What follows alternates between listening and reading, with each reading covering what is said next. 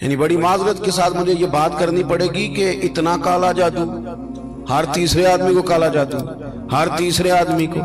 اور خیر سے وہ جو بتانے والے وہ بھی بڑا انوکھا انداز انہوں نے اختیار کیا ہوا ہے. وہ کہتے تجھے جادو کر دیا کسی نے.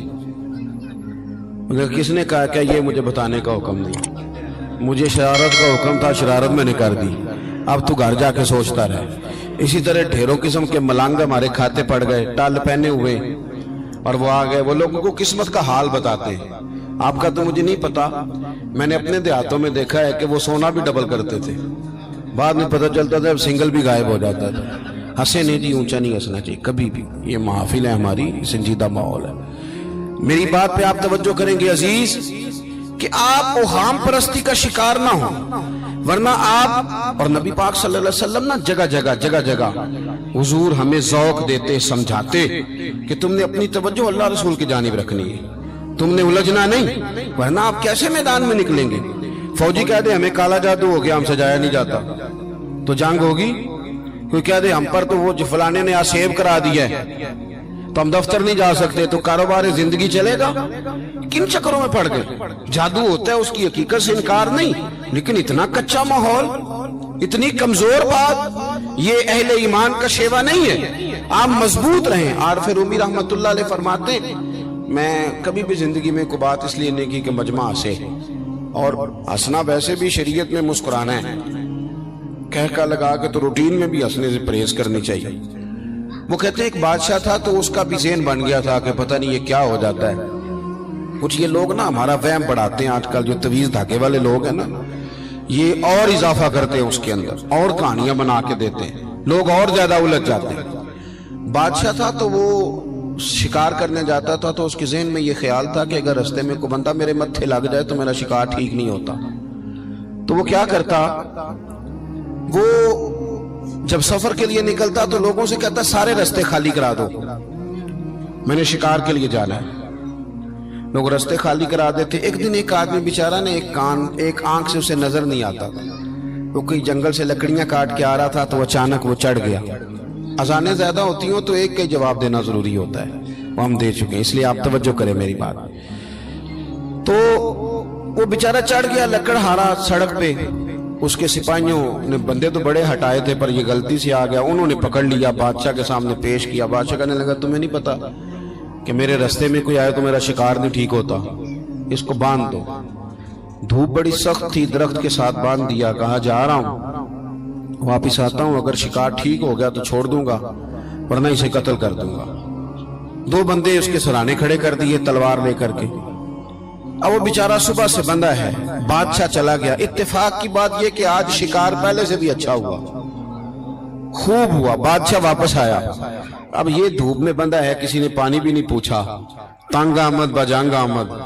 بندہ جب پورا تنگ آئے تو پھر جنگ بھی بڑی کرتا ہے. اس نے کہا یار آج مرنا تو ہے، اب مرنا سچ بول کے. بادشاہ نے کہا اسے کھول دو، آج میرا شکار بڑا اچھا ہوا ہے، لہذا اسے کچھ نہیں کہنا، کھول دو. رسیاں کھول دی تو پتہ کا شخص کہتا بادشاہ ایک بات کر لوں میں بھی، مار تو جانا ہی ہے پر ایک بات کر لوں. کہنے لگا کرو. کہنے لگا تم نے صبح میرا منہ دیکھا تھا، تمہارا شکار بڑا اچھا ہوا ہے، دن بڑا اچھا گزرا ہے، پر میں نے آج سویرے تمہارا منہ دیکھ لیا تھا، تو دیکھو میرا بیچارے کا کیا حال ہوا ہے کہ صبح سے یہاں. اب تم بتاؤ منحوس میں ہوں کہ تم ہو؟ نحوست میرے اندر کہ تمہارے اندر؟ میں اگر کوئی جوان آدمی میرے ساتھ آ کے یہ بات کرتا ہے نا کہ میری فلان ہو گیا تو میں بڑا، تم مجھے اس پہ غصہ آتا ہے. میں کہتا ہوں آپ اس عمر میں یہ کام کریں گے تو بزرگوں کو کون سہارا دے گا؟ ضعیفوں اور کمزوروں کو کون اٹھائے گا؟ آپ اتنی کچی باتیں کرتے ہیں. اور یہاں پیروں نے بھی عجیب تماشا گھڑا ہوا ہے. سویرے 9 بجے بیٹھ جاتے ہیں تعویذ لکھنے. آپ قرآن شریف کا درس کب دیں گے؟ آپ حدیث پاک کب پڑھائیں گے؟ آپ ان کو اصول فقہ کب بتائیں گے؟ پیر صرف دین کا نمائندہ ہوتا ہے جس نے رب رسول کا دین پڑھنا ہے اور آگے پڑھانا ہے، جس نے لوگوں کو وہاں سے دین سیکھ کے آگے سکھانا ہے. باقی کیا معنی ہے چیزوں کا؟ اس نے صرف آسان کر کے جو ہمارے صوفیاء نے دیا آگے بات پہنچانی. دین سیکھنے سکھانے کا نام پیری مریدی ہے، اس کا کوئی اور معنی ہے ہی نہیں سرے سے. کہاں سے آ گئی یہ ساری چیزیں؟ حدیث سنیے، بخاری میں موجود ہے، مسلم میں موجود ہے. حضرت ابو ہریرہ رضی اللہ تعالیٰ عنہ فرماتے ہیں نبی پاک علیہ السلام کے साहिबजादे का विसाल हुजूर की गोद में हो गया, गोद में विसाल कर गए साहिबजादे। हुजूर को बड़ी तकलीफ हुई, आंखों से आंसू आए, सरकार रोए। सहाबा ने अर्ज की, हुजूर आप भी आंसू बहाते हैं? फरमाते हैं मेरा बेटा गया है, ये आंसू मोहब्बत की अलामत है, वरना मेरे दिल और जुबान पे वही है जिससे मेरा रब राजी होता है। इत्तेफाक की बात देखिए, इत्तेफाक की कि उसी दिन जिस दिन सरकार के साहिबजादे का विसाल हुआ, उसी दिन सूरज को ग्रहण भी हो गया। अब जोड़ने वाले बातें जोड़ देते हैं ना। कुछ लोगों ने बात जोड़ दी, कहने लगे देखा हुजूर के साहिबजादे का विसाल हुआ तो सूरज को भी ग्रहण हो गया, सूरज को भी ग्रहण हो गया। और मेरे दोस्तों सुनो, ये अकीदों की मजबूती कितना जरूरी काम है। अपने आप को फिक्री तौर पर मजबूत रखना कितना जरूरी है। अहमद मुख्तार नबी पाक सल्लल्लाहु ताला अलैहि वसल्लम ने उसी दिन लोगों को मस्जिद में जमा फरमाया, उसी वक्त। सहाबा कहते हम बड़े परेशान थे कि हुजूर तो गमज़दा है, ना कोई जिहाद की बात होगी ना और कोई होगी, तो इस वक्त क्यों तलब किया?